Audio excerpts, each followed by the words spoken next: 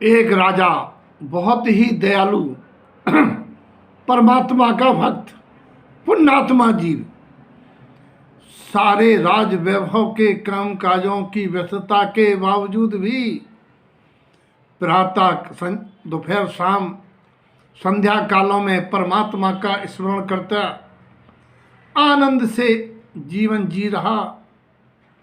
एक दिन उसे लगा कि मुझे परमात्मा के दर्शन हों, और जहाँ चाय होती है वहाँ राय होती है। निर्मल जन मन सो मोहि भावा, और मोह कपट छल छेद्र न भावा।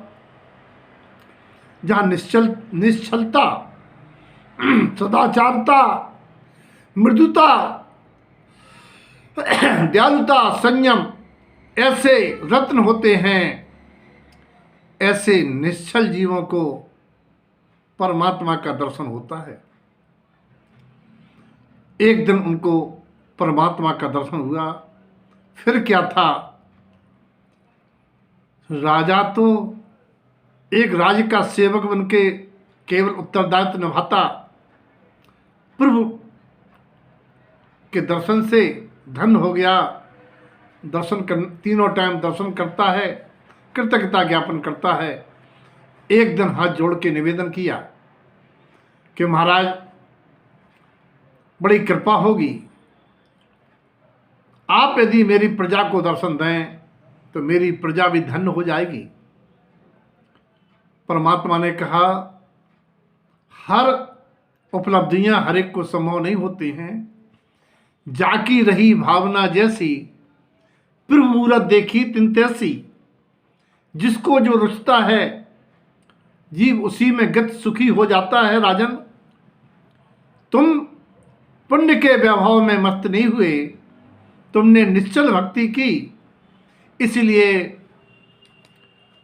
तुम मुझे अच्छे लगे। क्योंकि जो परमात्मा को नमन करता है लोग उसे चाहते हैं, लेकिन जो सबको चाहता है उसे मैं चाहता हूं।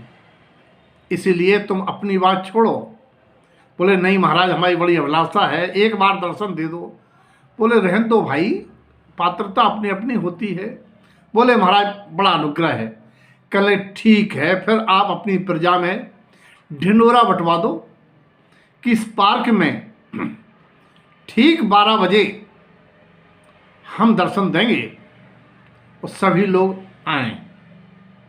राजा ने मुनादी करा दी, प्रजा में बहुत प्रसन्नता, अरे भगवान मिलेंगे। राजा ने अपना जो उब्बन की बात ऐसी रखी थी कि उब्बन के पहले नाट्यशालाएं, उब्बन के पहले भोजनशालाएं, उब्बन के पहले मनमोहक दृश्य और नाच गाने, सारी व्यवस्थाएं थी। राजा ने प्रसन्नता के मारे सारी चीज़ें प्रजा को फ्री कर दें।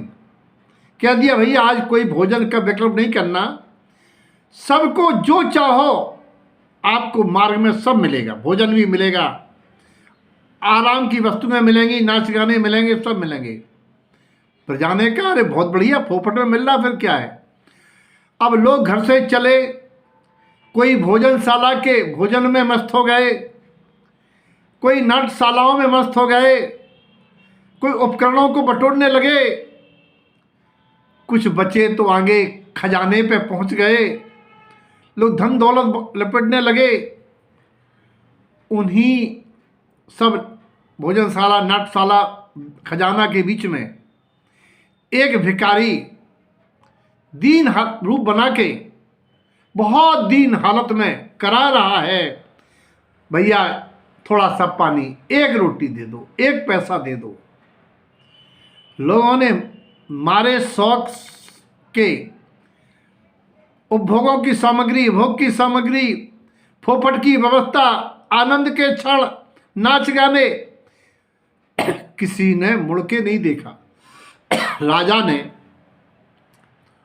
मंत्री को इशारा किया, जाओ भोजन लेके आओ। उसको भोजन दिया, पानी पिलाया, रुके। वो बाबा बोला, आपका मनोरथ पूरे हों, आप ऐसे महात्मा, महान पुण्यात्मा, भाव राजा बने। ऐसा कह के राजा रानी चले। परिवार के राजकुमार बहुएं भी उसी व्यवस्था में मस्त हो गई। उब्बन पहुँचते पहुँचते केवल राजा और रानी और पहुँचे सो भगवान खड़े खड़े मुस्कुरा रहे थे। बोले, मैंने आपसे कहा था, काहे को परेशान होते हो?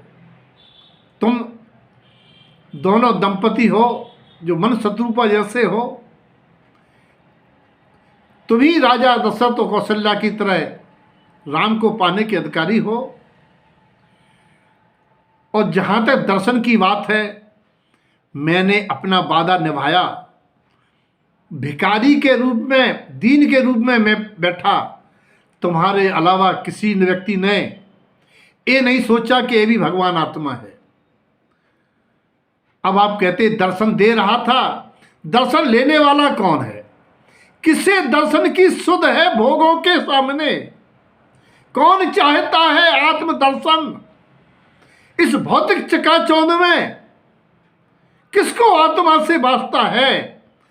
आत्मा से वास्ता नहीं, परमात्मा की आस्था नहीं, मुक्ति का रास्ता नहीं, बस सबको दिखता नाश्ता।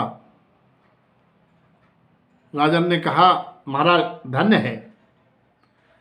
बोले, भैया जाकी रही भावना जैसी, प्रभुरा देखी तिन तैसी।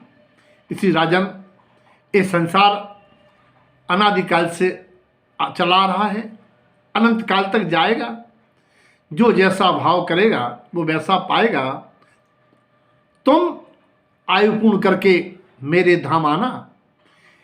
ये संदेश देता है कि प्राणी भौतिक चकाचौंध में जब तक रहेगा, जब तक उसे आत्मदर्शन होने वाला नहीं है।